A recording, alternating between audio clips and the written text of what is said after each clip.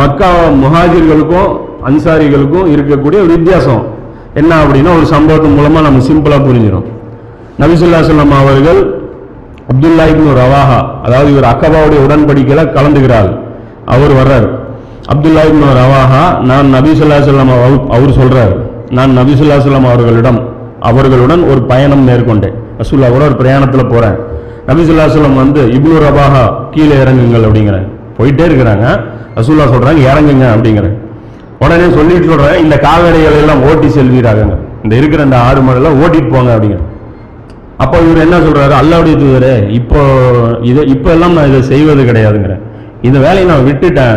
ஆடு மேய்க்கிறதெல்லாம் இப்போ நான் பண்றது இல்லை.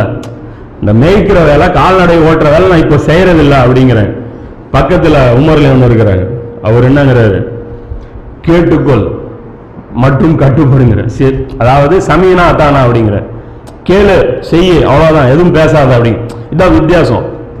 புரியுதுங்களா? இங்க போயிட்டு இருக்கிறாங்க, வண்டியில போயிட்டு இருக்காங்க, வண்டியில 2 பேரும் சேர்ந்து போயிட்டு இருக்கிறீங்க.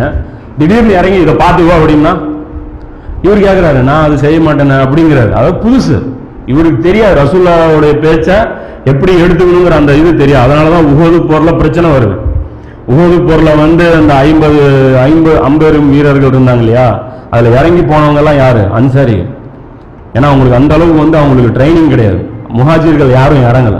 முஹாஜிர்கள் ஒரு 12-13 பேர் இருந்தாங்க, அவங்க இறங்கல. அவங்க நின்றுட்டே தான் இருந்தாங்க, எல்லாரும் இறங்கல அந்த இடத்துல.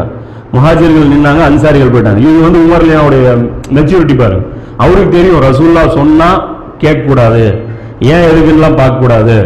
என்ன சொன்னாலும் முதலிருந்து இறங்கி நின்று போனா நெருங்கணும், போறோம்னா போயிடும். குதிரை விட்டுட்டு போறாரு. அதாவது ஹாஜர் இப்ராஹிம் நபி விட்டுட்டு போனா என்ன ரெஸ்பான்ஸோ அந்த ரெஸ்பான்ஸ் இருக்கணும் அப்படிங்கிறது இவங்களுக்கு தெரியும். உடனே அவர் கீழே இறங்கிட்டு யாரு ஒரு கவிதை படிக்க ஆரம்பிச்சிடுறாரு உமர் அலியானோ. இறைவா, இவரும் குதிச்சிடுறாரு. இவருக்கு ஆர்டர் போட்டாச்சு, இந்த இடத்துல இவருக்கு பாருங்க பாடம், இவருக்கு சொன்னது எனக்கும் தான் அப்படிங்கிறாரு. யாரு?